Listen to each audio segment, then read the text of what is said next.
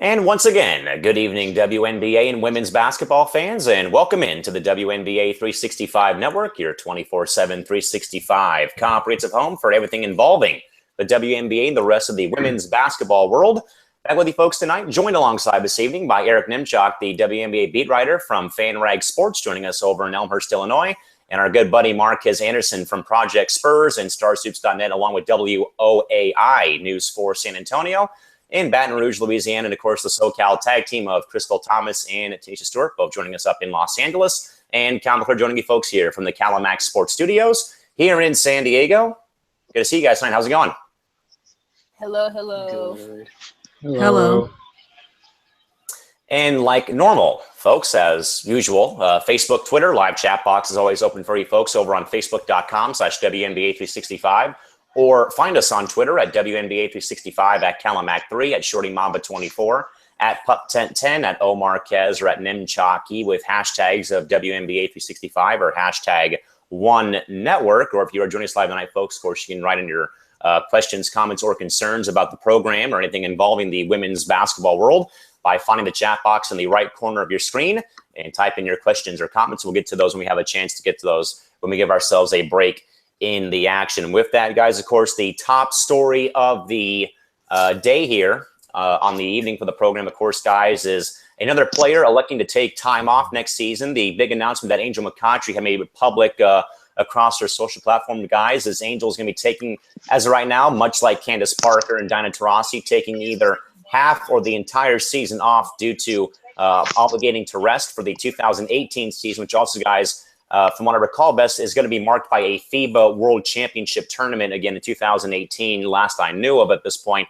So, Shorty, again, we're stuck, or not really stuck, but again, this is the third time in about the past two seasons that we have seen talented and star players, of course, or marquee names of the league, again, electing to take the time off to give themselves a breather from the long grind of a year, 11 months out of the year, that is women's pro basketball. And of course, and I believe that Angel has played nonstop since getting out of Louisville and joining ATL in 2009. Shorty, what do you make about the situation in Angel's big announcement today?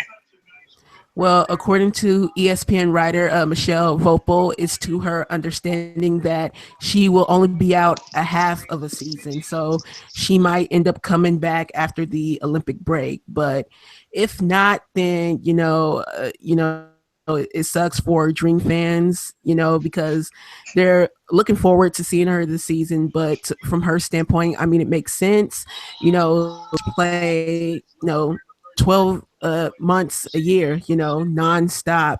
And she's not the only one to do this. As you previously brought up, Candace Parker did it last year. Penny Taylor, DT, especially DT, who was paid to sit out by her Russian club. And then just this year, a lot of people are not bringing up that Maya Moore, decided to sit out, the at least the Euro season as well, along with Simone Augustus and Lindsay Whalen, this being her second season sitting out, for the Euro season. But again, these players play, all year round. So it makes sense for Angel McCoughtry to, want to sit out for the first half of the season. Marquez, again, this really, like I called this on the network a couple, either last year, maybe even 2015, more so last year, I think, when the whole debacle really hit, more so with Candace Parker sitting out, how it drew the ire of not only the LA fan base, but also a lot of the media folks are like, why is she doing this? I mean, here Diana has 3 championship rings, and here's someone that doesn't have a ring who's looking to take time off. That was really a big talking point, I think, though, more so. More of a negative side effect, I think, towards the LA fan base last year was, they were really, pitchforks and torches, ready to burn the city down because Parker was taking his time off. Where I think, though, that Marquez, in regards to this, again, this was broken earlier today and was more so involving kind of like up in the air about how much time she was really going to miss. But again, reconfirmed it's going to be at this point half the season. But MA, with her taking at least half the year off up until through at least the All-Star break at this point, I mean, we saw this with Parker's resurgence in the second half of 2015. MA, what can this do for McCoughtry, I think, going forward in the back half of 2017 for ATL? What do you think?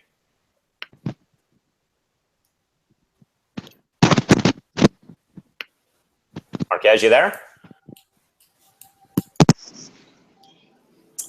All right, I think he's having some minor technical problems. But Crystal, we'll actually move that question over to you. What do you think about how this can impact Angel going forward for the back half of 2017? What do you think and why?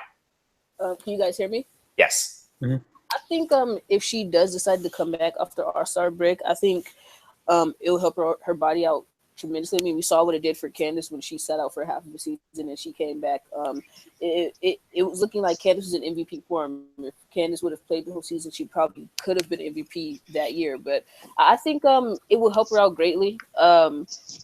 I mean, for Atlanta fans, it sounds like it's good news for them. It sounds like she wants to come back to Atlanta. It sounds like she plans on going back to Atlanta. That's what I also gathered from the letter. But I think she needs a rest. I mean, it be upset at them for wanting their rest. You know, like you said, they play year round and they really don't get a chance to stop. And she's at the point where she feels financially comfortable enough to take a rest for her body, because you guys have to remember their bodies pretty much is half of their job. You know, if they're not in shape, if they can't go out there and produce, if they're not healthy enough, they can't go out there and play for us. So I think she'll be okay. I think if she rests well, and she'll come back probably scarier. Marquez, we'll try this again, buddy, and we'll refill that question your way again. We saw what the half season break did for Candace Parker in the back half of 2015. Marquez, do you think that this could have the same effect on McCoughtry, where it could be, a pretty scary second half for teams that may play ATL after the All-Star break when she does come back fully healthy? Okay, can you hear me? Yes. Yeah. Okay. I was saying first, Angel just has a lot of stuff going for her off the court that maybe she wanted to kind of focus on purely by itself. But from a basketball standpoint, it hurts to dream. But for her, she's been playing nonstop. And like you said, I don't think she's ever had a legit break from basketball ever since she graduated from Louisville. So I don't think you can really blame her for wanting to take a step back and kind of give herself a break and a refresher, because I mean, Candace did it and look how she did when she came back. So I think long term, it may actually benefit her and dream, because I mean, if they aren't as good as they were this year, the 2018 draft is a really good one. So I think you can take a lot of positive out of this. Eric, going to you on this. Now, again, I remember writing a story on my personal site about this same exact dilemma that was kind of facing the WNBA with its players sitting out, and maybe this would, detract casual viewers because, some of the star players weren't playing. Of course, Taurasi and Taylor sitting out the part of 2015. Of course, Candace Parker sitting out the first half of the season. But Eric, more so, do you perhaps in the future still see this trend of players wanting to give themselves at least some type of a breather? Do you expect to see this somewhat domino effect of more and more talented players trying to take a back seat and give themselves a break from the year-round grind that is women's pro basketball? Do you think so, or what do you think? I do think so. I think that this is a good decision for Angel herself. She alluded to it in her letter. She said, basically, the toll physically and mentally that playing basketball year-round takes, it's nothing to sneeze at. I think that it's just a good decision for the player in both their long-term interest and the interest of their franchise. It's going to be kind of iffy for Atlanta because she's their franchise player, and it's going to be a tougher sell to get good attendance numbers with her sitting out. But you do what you got to do. It's unfortunate, but with the way that the WNBA players have to play year-round, I think it's in their best interest to continue these little rest breaks. And it's unfortunate that they have to take it during the WNBA season. They can't take it during the European season. And that really gives you an idea of where the money is. And it's just a shame, man. I do think this is going to continue, yeah. So, Shorty, that does now bring me to another point here that I think needs to be rekindled again, as a reminder that the Dream will not be playing the 2017 season at Phillips Arena, folks. They'll be playing at McCamish Pavilion on the campus of Georgia Tech University, where they had played had played a few of their playoff games and a couple of preseason games and regular season games in the past. Shorty, we already know that Atlanta has sort of been one of the cities sort of in the red, either with profits financially and or attendance figures. Shorty, in your mind, what do you perhaps think happens now to perhaps the attendance or the viewership maybe in the Atlanta area now that Angel will be out for at least, again, just the first half at this point of the season? Well, it's no doubt that it's going to take a hit, even though I'm not sure if it really matters, considering that when it comes to attendance, I would say Atlanta is not at the bottom, but I would say near. They're one of the teams that's near, low figures in attendance, probably about under 700, 600K, a game. So it's not going to impact it that much. But of course, we all know Angel is the big, franchise name, at least to bring some, attendees to the game. But as for, the last comment with, people, debating whether, CP should have sat out because she hadn't won any titles or championships. I mean, I just think that whole idea was complete asinine because this also applies to Angel as well, regardless of, any players and whether they have won titles or not, these players still play year round. So I don't think that has an impact, onto whether, players, their willpower, their dedication, their determination. I mean, because they haven't won any postseason awards doesn't factor in anything. These players play, year round, like we said. So, that shouldn't come up, in a conversation of whether players wanting to rest or not. Marquez, again, once more, as we've said, again, Atlanta, maybe after their 3 consecutive or couple of consecutive finals runs again, really looked like they had really somewhat packed Phillips Arena to some type of pretty good capacity. And it just seems like maybe after the down year with, just a couple years ago, and then they had someone of the mini fire sale dealing Erica DeSouza to Chicago. And then even this year, Marquez, they were in the hunt for the playoffs, kind of up and down towards the top. And it just seemed like, like fans had sort of like detached away from the franchise in like some type of capacity. Marquez, what do you think, though? What do you think probably in your mind happens now with either attendance, more so attendance, I think, or maybe even ticket sales now that Angel is going to be, again, sitting out for the first half of the season, maybe not just in Atlanta, MA, but also maybe in the other 11 WNBA cities?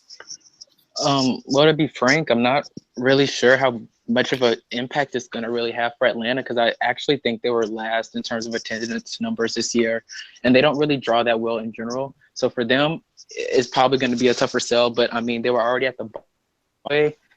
For other teams in the league, though, I think if you want to see Angel, you'll be missing out. But I don't really think it's going to be so significant to where other teams will suffer as much as Atlanta will. I mean, Crystal, like Marquez said, I mean, it may not affect other teams or maybe not even affect Atlanta that well. But of course, I had gone and seen Atlanta play this season, and I think Michael Cooper sat McCautry for the whole second half of the game. She was MIA when LA had won the game 85-74 earlier on in late June. And now it's almost like, Crystal, more so as we already said with Atlanta still scuffling with attendance. Crystal, what do you think this announcement has on maybe future attendance for next season, perhaps for at least the first half of the season or until she does come back to full strength?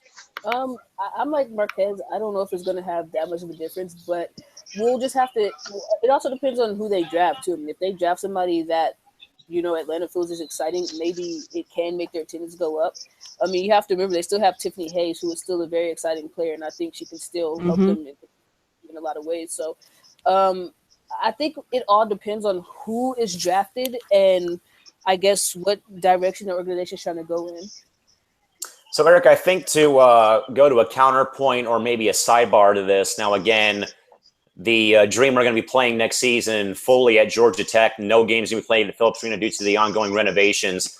And it was something that we'll get to as well in our season recap for the team that we're previewing tonight, which is the Dallas Wings. Eric, do you think, though, that perhaps, and we also talked about this too during the postseason, but what do you think, though, is maybe the positive out of this in regards to them playing the season this year at a college venue where it's going to be more of a compacted and smaller sized arena in regards to comparing it to Phillips Arena, of course, where the Atlanta Hawks have played for quite some time? Well, I'm not really familiar with the geography of the area. I'm not sure where Georgia Tech compares to Phillips Arena as far as accessibility goes, but that the accessibility that's the major key, I think. Yeah, if it's more compact, there's it'll look better on TV at least. I know sometimes the Washington Mystics, I don't know if this is true, but I heard there's a rumor where they only where they'll like move people around to make it look better on TV, to make it look like there's more people in the seats when there really isn't. I don't know if that's true or not, but yeah, college arenas, they're different than your normal bigger arenas because like it's got the more intimate atmosphere and what have you. But to be honest, I think the attendance will have more to do with the location rather than Angel playing or not. But yeah, that's just my take on it. One quick comment, guys, about this from one of our good viewers, from Kennedy Robinson. She says, or they say, I should say, in the long term, it helps prolong their careers. Everyone needs their rest, and that's probably the best way to put it. But again, folks, the major or big news of the day, I should say, once more again, is Angel McCoughtry of the Atlanta Dream again electing to follow the footsteps of Candace Parker, Diana Taurasi, Penny Taylor, and will be taking a momentarily leave of absence and a breather and a rest period to begin the 2017 season. Reminder, folks, even though the WNBA season is not in season, you can still score 25 or still score free shipping, I should say, on any U.S. order over $25 from the WNBA store. Just enter the promo code WNBA25 at checkout over on WNBAstore.com. One store, every team at your fingertips on WNBAstore.com. With that, guys, to the college scoreboard, at least for the night, covering top 25 of the night, guys. And as I told everybody beforehand today, all but one game was a blowout this evening in the top 25 scoreboard. Number one, UConn wins their 89th straight game, now owning the second and first longest college win streaks in college basketball. They beat East Carolina 90-45. Number two, Baylor clobbering West Virginia 91-56. Number three, Maryland beats Nebraska 93-49. Number 15, Texas over Kansas 66-54. Oklahoma in overtime defeats K-State 85-80. Number 22, South Florida over Tulane 62-53. And DePaul at number 23 over Creighton 79-65. Final scores across the college scoreboard this evening. With that, guys, I'll move from the college now to the second of our 12-team WNBA seasonal recaps, and we'll go all the way till the end of the program here with this topic tonight, guys, recapping the 2016 inaugural season for the Dallas Wings, formerly, of course, guys, the Detroit and Tulsa Shock. The Wings finishing their inaugural campaign at 11-23, and in fifth place in the Western Conference in their inaugural year. They did not qualify for the postseason. This also, guys, marked the sixth losing season for the franchise in 7 years of play since they had gone to Tulsa in 2010. But Shorty, let's kind of start, though, on, I guess, a positive note here, is the return, or at least another WNBA franchise being relocated, but to Dallas, Texas. Of course, we've had history with the Stars and, of course, the long-term longevity history with the Comets in Houston. Shorty, when you heard the announcement, I guess, about the Shock being relocated to Dallas out of Tulsa, initial thoughts were what about hearing that news over the offseason? Pretty much, it was overall a good move, in my opinion. I can sympathize with these fans in Tulsa who, of course, Tulsa had, when they were there, had one of the dead last lowest attendance in the WNBA. But, of course, they had gotten used to the team. They embraced the team in Tulsa and was loving that there was a WNBA franchise there. But ultimately, it makes sense, for the owners to make that move because they were not making any money despite the casino sponsorship they had with Osage. But it overall made sense for, the owners to move to the Dallas-Fort Worth area, and that's exactly what happened. Now, Marquez, to quickly polish up here real quick, they're just outside of Dallas in Cedar Park, Texas, which is a little bit closer to Austin, but they're still in the Dallas-Fort Worth area. But again, Marquez, I think that there was a lot, though, like there was some genuine hype, though, rightfully so, around the Dallas franchise coming, as again, it was more so, I think, more publicity about it being, another major city, I guess you kind of say, of course, Dallas being one of the largest metropolitan areas in the entire state of Texas. And of course, Marquez has kind of renewed a little bit of a Texas two-step rivalry for the WNBA. Of course, we hadn't had that since the Comets had went down in 2008. Marquez, your overall thoughts, though, again, seeing another WNBA team sharing Texas with San Antonio. It was a good move, I think, on the surface. I think you'll have to kind of look at it from a more, what's the word I'm looking for? A wholesome, I guess, view. a couple years down the line, because I mean, you can't really judge a franchise based off 1 year. And I think maybe eventually, if they can kind of prosper down there, they may get to move to maybe more of the city area, because I think that arena it may be a college arena if I'm not mistaken, kind of a smaller one too. So I'll say give them a few years, and I think if they can start heading into the right direction, they'll get some more interest down there as well. And again, Crystal, I think it was a little bit somewhat refreshing. I think kind of seeing, a new team born in some capacity, again, somewhat of a, off, kind of like off the wall name and off the wall colors. Again, really probably not a traditional WNBA franchise color scheme or franchise team name. But again, it was really good, though, I think, at least for, again, kind of, from being here since 2008 and sort of seeing the comments go and the shock moving and stuff, and seeing, somewhat of another franchise being born, I guess. Crystal, what did you make, though, about the shock moving out of Tulsa for the Dallas-Fort Worth area, or during the season, then, of course, making the official move after the end of the season last year? I would agree with Shorty. I think it was a good move for the owners, because if you really think about Oklahoma, other than the Thunder, which kind of took Oklahoma City to get used to, Oklahoma's not really a basketball town. They're more of like a football town. You think of Oklahoma, you think of football, and you think of all the success that they have there. So I think that was one of the reasons why they didn't do so well, is one, because they're just simply not a town where football really is a main priority like that. Basketball is a main priority for them like that. And two, Shorty said, I think that whole city just had to get that whole state, that whole city had to kind of get used to having a WNBA team. And I think when they finally started getting used to it, it was a little bit too late. And their owner, instead of wanting that franchise to fold, he did the next best thing, which was simply to sell. And I think, with a lot of new franchises normally don't do so well anyway. There's a lot that goes into that. I will say Dallas kind of did have a disappointing season. I would have thought they would be a little bit better. I thought, they'd probably be in the playoffs again like they were last year. The year before. But I think that things will come from Dallas, but the first thing you have to do is just definitely get rid of that. Somebody's going to have to go. And I think after they figure that out, I think Dallas will probably be on the up and up. So again, Eric, it wasn't a full-blown expansion thing where it was a expansion draft. It was just, again, a team relocating from one city to another, and they kept the same, they kept them in the league, and there wasn't anything that had to be done like with expansion drafts like what we've seen in previous years where a new team would come in and there's either dispersal drafts or expansion drafts just to, just fill up the moving trucks and move down the freeway. But again, Eric, overall thoughts again about seeing women's hoops return for the second time in Texas, but also into a brand new women's basketball community and city now in Dallas-Fort Worth. I guess it was cool. I'd have to go back and through the archives and dig up my original opinion on that. But no, it's nice because you get to have them in a bigger market. I'm not so sure about the whole rivalry with the Stars, because that's not really, you don't really see that as much of an in-state thing in the WNBA as it is with the NBA. But yeah, it's nice to get the team into a bigger market. It's certainly better than them folding and having an expansion draft, for instance. But you got to play good basketball, though, which we will be getting to. Or the dreaded dispersal drafts, which we could have had with either the Sparks going down 3 years ago. Now we'll get to that later on, and also with perhaps that happening.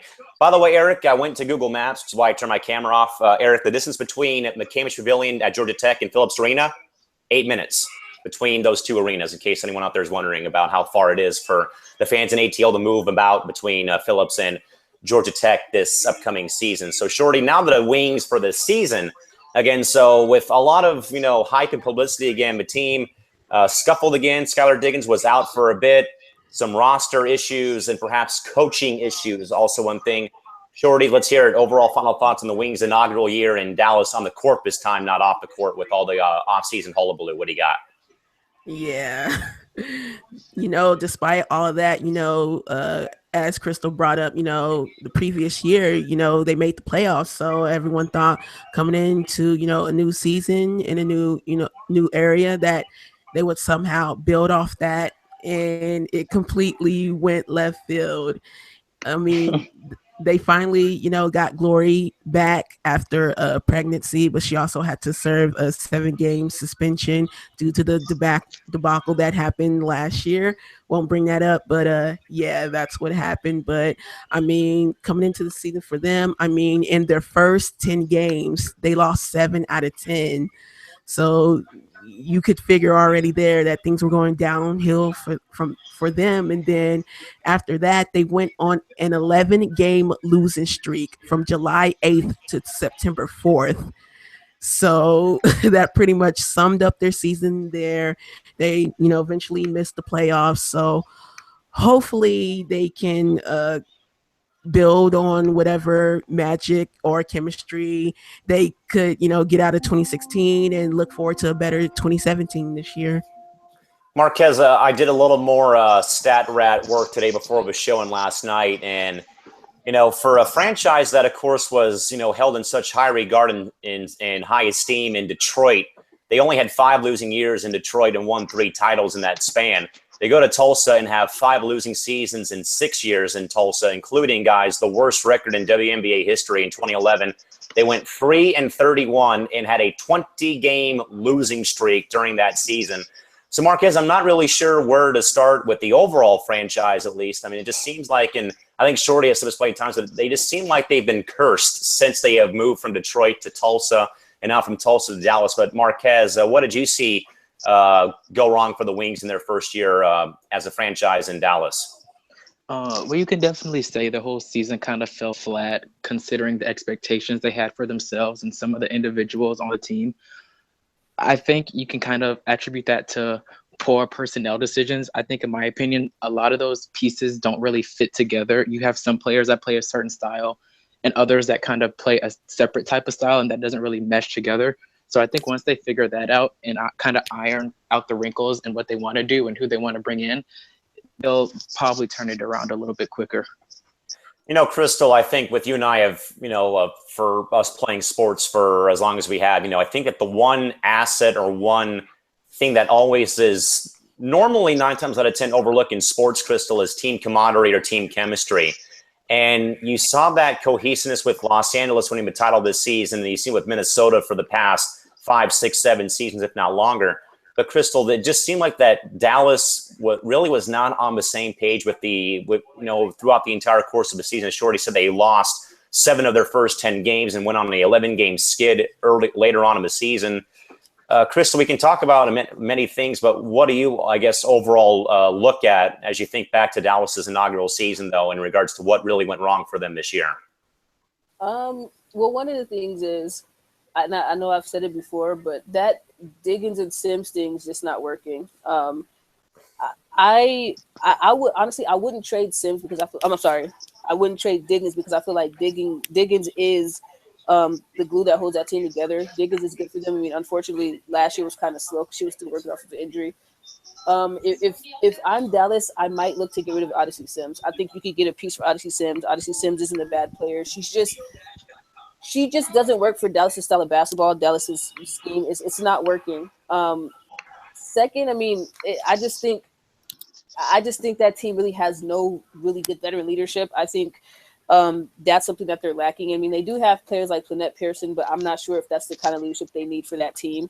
I mean, they're overall kind of just disappointing. I mean, I was expecting big things for them. I think a lot of us were, especially with the new city, a bigger market. But, like Eric said, you have to win games. You don't want to have the same thing keep happening from why you had to leave Tulsa and Detroit and everything like that. You don't want that to keep happening to your franchise. You want your franchise to be back how they were when they were in Detroit. You want them to be down there again. I think it starts with a couple of moves in the, in the front office, maybe a couple of player moves. But I think Dallas has a lot to do before they can get back to being in the playoffs again. Eric, that Tulsa team that got to the finals in their final year of existence in Tulsa, again, they went 18-16 this year. They sort of reverted back, Eric, to old habits of those years, those early years in Tulsa, at least. Again, single-digit wins for the first 2 years. Again, the worst record in WNBA history in 2011. They got back on track 2012, 2013, the playoffs in 2015. But, Eric, I know that, we talked a lot about the corny headlines that people are going to be writing about, Dallas getting their wings clipped or what have you. They got him clipped 23 times, Eric, and that's been a growing problem and trend with them has been losing games, or also I'd even say long stretches, though, guys, of the losing streaks, 11 straight losses earlier this season. They had a pretty rough one, I think, too, in 2015 as well in Tulsa. So, Eric, what did you see go wrong for Dallas in the inaugural campaign down there in Dallas-Fort Worth? Well, first of all, I'd like to point out that last season when they did make the playoffs, they ended up, I think they were over 500, but a lot of those wins came in the a lot of those wins came in the first part of the season. And after Skylar Diggins tore ACL, it was kind of hodgepodge. It was kind of 500 basketball, not so great from there. Right. So, but yeah, this past season, I think, as Shorty said, they had that huge losing streak that kind of knocked them out of it. They weren't terrible before that because, if you guys recall, there were a bunch of teams kind of fighting for the last couple of playoff spots, but man, they really knocked themselves out of it. It was not good. But yeah, I agree. I think chemistry was a big problem for them. I think during that losing streak, I hate to be that guy who says, "Oh, it looks like the team quit" or whatever, because you don't really know what's going through their minds unless you're with them. But it looked like they quit, especially in the last couple of games of the season when they lost by a combined 50-something points or whatever. Yeah, I don't think the backcourt of Sims and Diggins is working out too well. They're both very skilled players. They're both great in their own right, but I think you need to change that up. I don't think there's a very good precedent established in that locker room because you had Odyssey Sims. I think it was more than once when she was coming off the bench because she violated team rules or whatever. And they said, "Oh yeah, Fred Williams only has 2 team rules: work hard and have fun." Well, if your head coach is that lax and you still have players who are creating a fuss, that kind of speaks to me that you've got chemistry problems in the locker room or what have you. So yeah, I think you need to have a little bit of a roster change, maybe a coaching change too. Although I think if they're going to fire Fred Williams, they would have done so already. I think he gets another year. But yeah, I don't think that current core of players is working. You really saw it because they have the talent. I mean, Skylar Diggins, she came back. She wasn't her normal self, no, but you have Skylar, you have Odyssey Sims, you have Glory Johnson. Those are some pretty good players. That should be better than losing 22, 23 games. So, yeah, that massive losing streak was just a disaster. Not exactly how you want to bring in the inaugural season. Shorty, Eric just brought up about Fred Williams again. Now, Fred has had, some good luck or, some really good teams, and he's had a share of bad teams. And again, I think that when he had gone and taken the dream to the finals or the playoffs, and in the finals too for those either 2 or 3 straight years, and then he gets let go, and then he comes to Tulsa, and again, like Eric said, though, if you can't work hard and have fun, you're violating team rules, and those are the 2 easiest team rules I would have loved to have followed when I played sports. But I guess, Shorty, what do you think though about Fred Williams and maybe his future right now in Dallas? Eric said 1 more year, but what do you think though? He never got over the hump with Atlanta, and so far he's been kind of somewhat stuck in the mud with the Shock/Wing. So what do you think about Fred's long-term future with Dallas?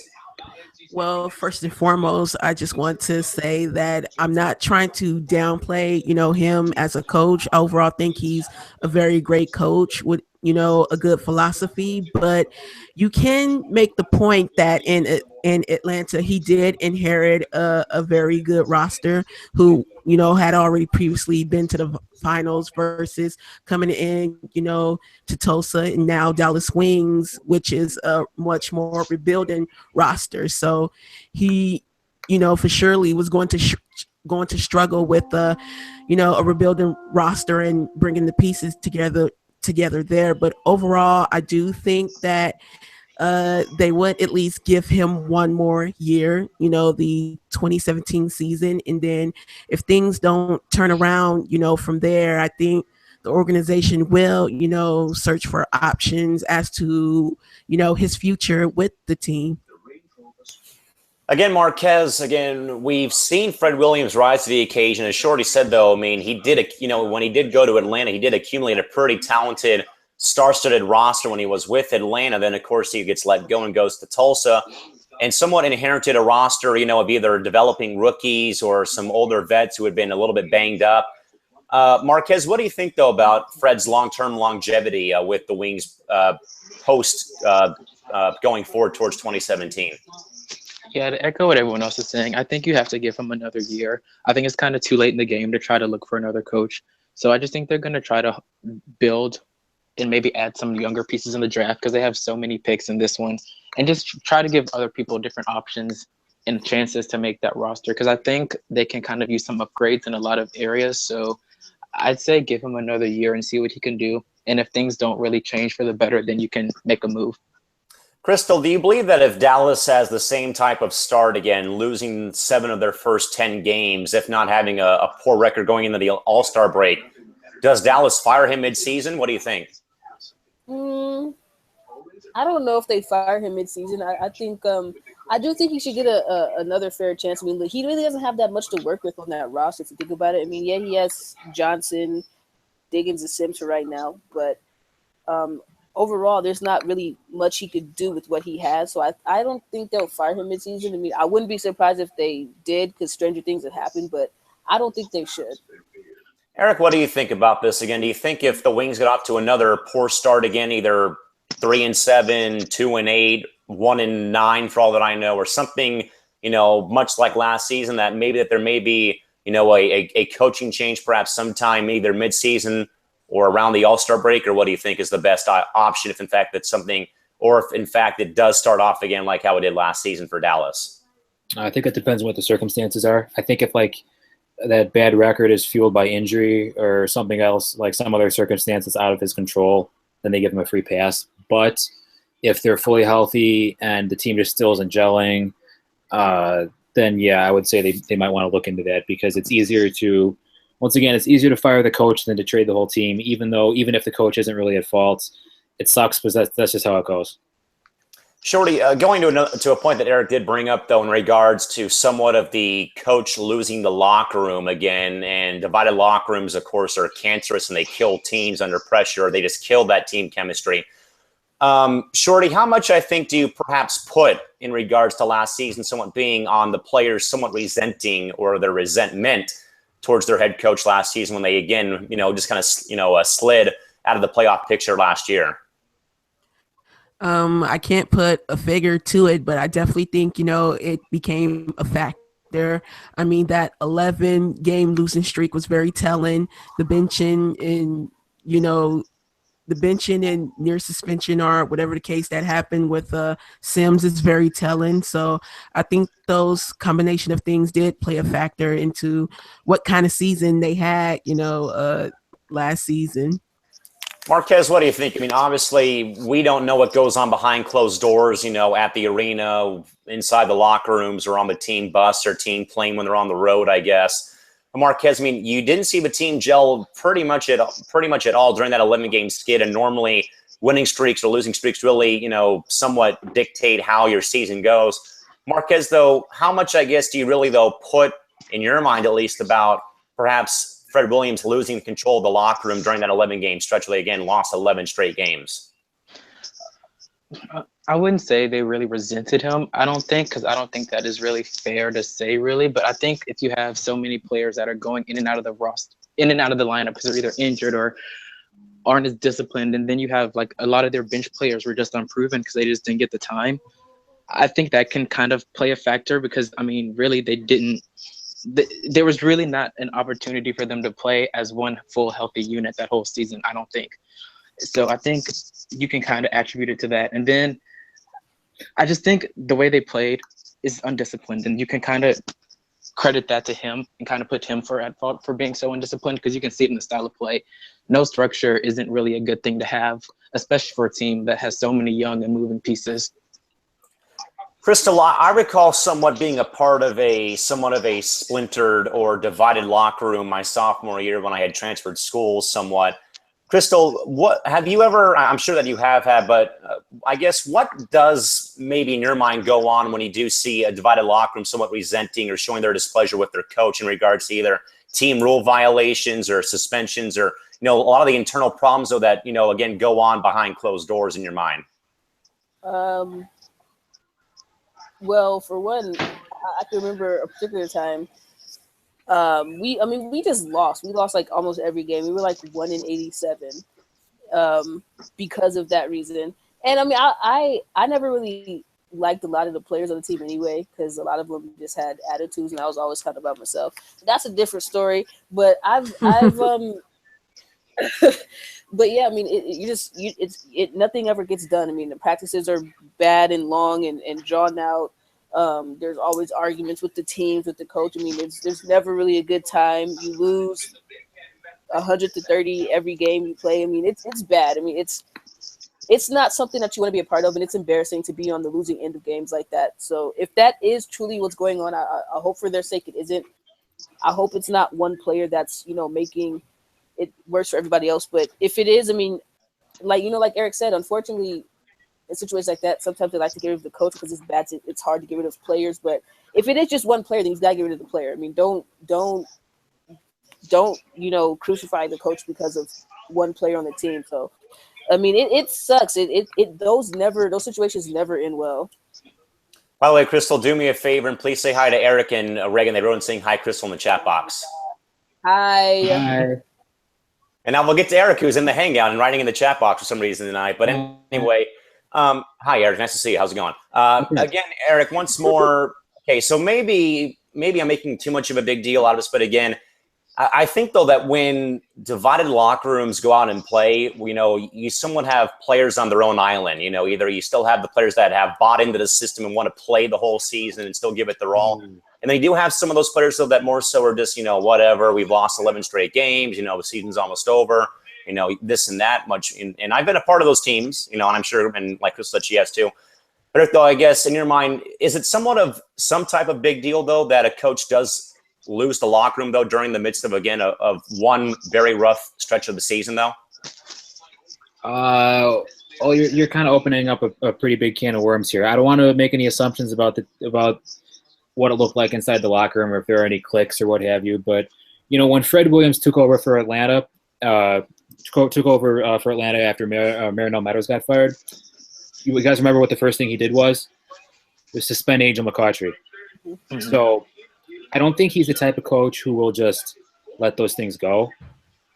But at the same time, if a precedent is established where you have players who are repeatedly committing these violations and not enough is being, if it's just like a slap on the wrist or what have you, and they still do it, then that's probably not a good sign. You need some better discipline there. Again, I'm not going to really make any assumptions or conjecture about what was going on behind closed doors there. That's none of my business. But I think there should be an explanation as to why the talent on the court was not gelling like it was supposed to, because there was certainly enough of it. I know, I agree that, there should have been some type of explanation maybe for what did go wrong. But I guess, Shorty, to somewhat move away from Fred now, I guess, Skylar Diggins sadly has been a part of, 2 rough years for, of course, the injured ACL where her team was on fire to start the season. And, of course, the season, and of course they somewhat skid or battle away to the finish line, but losing the first round to Phoenix in 2015. And this year, missing the first 2 games again, giving herself some extra time, more so to get healthy. Shorty, in your mind, is this somewhat of a make or break year for Diggins coming off the ACL injury in your mind to play a full 34-game schedule, or what do you think they'll in your mind? I definitely think, coming off that injury and, still, repairing and trying to heal, that injury. I mean, but so far I'm looking at the stats, for 2016, and she had a not so bad season, 13 points, 3.4 assists, shot 39% from the field. But as far as 3-point percentage, I mean, only 29.9%. Overall 30%. So she has shot better over the years. It's just that, coming off those injuries, she took a step back, but I'm pretty sure she'll be looking forward to having a much more improved year coming in the season. Marquez, do you think that maybe that there's some extra pressure on Sky Dig to have a good and maybe a breakout season? Of course, we saw her rookie year. She balled out, of course, then coming off the injury, though, and then giving herself some more time during the course of the season. Marquez, do you believe that there may be some extra pressure on Diggins to, perform to her, level and caliber this season coming off that injury? I don't know if I'd necessarily define it as pressure, because I think she knows that she's capable of doing it. I just think it's just been a matter of injuries, and she can't really control whether or not she gets injured or not. It's just something unfortunate that happens. I do think, though, that with an extra year of like preparation, I think she's going to have a bigger year than she did last year. I think she's just going to come out from the jump healthy and hungry, because I think she really wants to do well for the team. And I think she wants her team to do well as well. So I think she'll have a better year this year. Crystal, what do you think about this as well? Again, Skylar, as we've already said and brought up again, part of the 3 to see, had a great season her rookie year. Then the injury hit, of course, kind of like at the wrong time when they'd won 7 straight games and they were, in the top part of the standings, but again, somewhat faded towards the end. Crystal, okay, maybe not pressure, but do you think that maybe there's that this could be, like that fork in the road, or maybe a make or break season for Skylar coming back off the injury for 2017 in your mind? I think the only people that are pressuring her is us. I don't think she should have pressure on her. She was just coming back from an injury last year, so she wasn't obviously going to play like she was supposed to. But I think when you're an athlete as motivated and dedicated as Skylar, you just want to be great any way and possibly you can, whether it's coming off an injury or just in general. So I think she's going to have a good season next year. This upcoming season. Just because she wants to be great. She really didn't play like she wanted to last year. As an athlete, especially a motivated one, you kind of put that in the back of your brain, like, okay, I didn't do what I wanted to. I could do so much better, and I didn't play to my type of level that I know I can. So I think she's going to have a pretty good year. She might even be an all-star. I don't think she might have pressure on herself, but I think us fans put pressure on athletes just because that's what we do, because we don't understand how hard it is for them to go through what they go through and the grind and everything. So if anything, I think we're giving her more pressure, but be great in general. Eric, I think, do you think, though, that perhaps, I think maybe to probably better rephrase this question at least, is maybe that there's extra motivation for Skylar coming off the injury perhaps to perform well in 2017? Extra motivation? Yeah, sure. I think she's one of those players who takes a lot of bulletin board material. She's a tireless worker. She's always, trying to get better. So, yeah, I think I don't think she was happy with how she played coming off her injury. We'll put it that way. A lot of people weren't, but it was to be expected. ACL is a really tough thing to come back from, especially because I think the Wings are kind of pressuring her to come back. Remember the first game or two when she kind of came back too early, and it was so obvious. Yeah, was not ready. I think that was not a wise decision on the Wings' part. Of course, hindsight's, that's in hindsight, but that wasn't a good decision. I think that she's probably spent her off season working really hard and trying to come back from that. And we may not see a return, her most improved player form, but I think she'll be better than last season. Shorty, next topic here for the Wings, again, is more so at the entire roster. And again, I've heard a lot of you guys talk about perhaps breaking up the backcourt of Sims and Diggins. And also, I look at some of the vets, though, too, like Lynette Pearson on the roster, Karima Christmas, some of the, veteran leaders who've been there. But, of course, they've been battling injuries as well. Shorty, in your mind, how do you perhaps, in your mind, try to retool this Dallas roster for 2017? That's an interesting question, because I do think overall they had a good mix of young and older vets as well. We all know that people like Lynette, they're not getting any younger. So, but overall, I'm not sure her status as far as free agency, but I think if she's still locked in for another year, give her another go around as well. Karima Christmas, she's always steady and solid, and also names like Aaron Phillips, who can be considered a vet as well. I thought she did good, for the time being. Of course, she was hit with a little bit of the injury bug too, but hopefully those names can come back next season, solid for them. But, if not, there's always, free agency to, look to add, some more veteran help if needed. Marquez, I'm going to stay with this one, but I'm going to throw you a curveball real quick. In your mind, how much, though, of a factor does roster health play in your mind for Dallas this season? I think it's a big one, because, a lot of their players are just in and out of that lineup because they were injured or not completely 100%.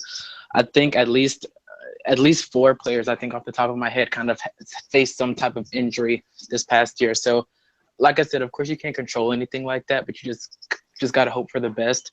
But in terms of retooling the roster, I think similar to San Antonio, Dallas has got to get a set design of play that they want and pick that style and stick to it. I think a lot of their players don't exactly fit together. I know they like to run, but then if you want to run, you have to have the players that can do that. I think their post players don't really fit that mold. Courtney Paris, as good as a rebounder she is down low, up and down, high octane offense, that's just isn't her game. And then if you look at the bench, I was telling Crystal, even the bigs they have on the bench don't really fit that. I for one was really surprised they selected Ruth Hamlin, not because she's a bad player or anything, but because she doesn't really fit that style of play. And then the players they do have that kind of do fit what they want to do, they aren't exactly starter material, and they kind of are average in a way. So I think they're just going to have to pick a style of play that they want to do, bring in the players that can do it, and kind of make smarter decisions in terms of bringing people in that fit what they want to do. Crystal, again, keeping the Diggins and Sims backcourt in mind, how do you try to retool the Dallas roster in your mind? Well, I agree. I think their post players need a revamping too. They're not really the best post players for what they're trying to do. Then that's when you have the age factor. They're kind of like, they're a weird team. They're like a young old team. Like they're old in some aspects and then young in some others. I do think they probably need a little bit better of a bench. I mean, you know how I feel about benches and bench players. I love having a good bench honestly, I don't think people realize how important a bench is in any game, whether it's pro, high school, college, whatever. That is probably, as much as you care about your starters, you should care about your bench the same. I feel like if you don't have somebody who could relieve, I'm just going to use this as an example. If you don't have a person that could relieve Skylar Diggins for when she gets tired, so she, you don't have to worry about her knee aching, then you really don't have anybody that's, you really don't have a chance like that. And I know they have Aaron Phillips there to kind of try to help Skylar Diggins, with that position, but I don't know if that's really going to work for them either. And don't get me wrong, Aaron Phillips, when she's healthy, she's actually very useful, but I don't know if it's good to have Diggins, Sims, and Phillips all back there in one spot. So I think they have a lot to look at when it comes to their roster, especially the post players. I think post players and getting rid of the tandem of Diggins and Sims is one of the things that they've really got to look into. And Eric, in your mind, how do you try to retool the Dallas roster? Oh, well, in my opinion, the problem with the Wings last year was pretty obvious, and that was defense. They gave up 111 points per 100 possessions defensive rating. That is – they use their elbows for defense. Yeah, it was that too. They're playing the Olay defense. You don't do that in the WNBA. You can't get away with that. It's like Marquez says, they like to run, but that's really not an excuse for being so bad defensively. Like, they're awful. And I think once again that goes back to the 5 position. Courtney Perez is a terrific rebounder, but if you put her in the pick and roll defensively, you're going to be giving up a lot of layups. So I think they need a better athlete at the 5. I think that'll help them a lot. And just their transition defense was so bad. You got to have more of an emphasis on that. So maybe hire an assistant coach whose specialty is defense. I don't know. Roster-wise, definitely they need a defensive 5, maybe a defensive 4 too, because front court defense is so important in the WNBA, especially in this day and age. And they just don't have that. Like Marquez said, Ruth Hamlin she's a good post defender. She's a good shot blocker, but that doesn't necessarily equal good defense, especially when you're facing like a pick and roll heavy team or a team that shoots a lot of threes. So that's something I think the Wings really need to work on. By the way, Eric, I will one-up you real quick about Olay defense. Tickern would have called that Matador defense, just in case you were curious. But I like where you're getting at, though. Shorty, we got 2 more topics. We got 7 minutes, so I think we'll get these both in time. Shorty, somewhat of a rapid-fire question. What is Dallas's biggest need in the draft come April? That's interesting because they are guard city. We talk about, teams like Connecticut being post city. Well, Dallas is guard city, so they don't need another guard. So possibly another forward, maybe a post player will do just for them. Marquez, what do you think? Biggest need for the Wings in the draft is what? I agree. Another post player. Like I said, I love Ruth Hamlin. I really do. But I keep harping. I just don't think she fits that scheme. And I know that's what they were looking for, especially since she kind of seemed to take Zoe B's place. But I just don't think she's the fit for that team. But I will say she's improved a lot overseas. She's moving better and she looks quicker, but I just don't think that she'll be a fit. And I also think they may need, I feel like they may go in direction of a guard. If they do, so I just feel like they should if they pick a guard, it has to be a defensive mindset guard because they don't really have that well defense on the perimeter either. I just think whoever they pick, they have to really specialize in defense. And Crystal, what do you think? Biggest draft need for the Wings come April is blank. Well, defense is something that you have to bring to the table. So I agree with bringing in probably a post that can, be a better defender that can move a little quicker. But, since this is a thought of mine, since Connecticut has a lot of posts down there, we don't know what's going on. Maybe a trade for somebody named Eileen could come in handy and they could probably use her. I mean, I don't know exactly where Jill is. I know she's been rehabbing that injury, but at this point, it'd make them a little bit younger.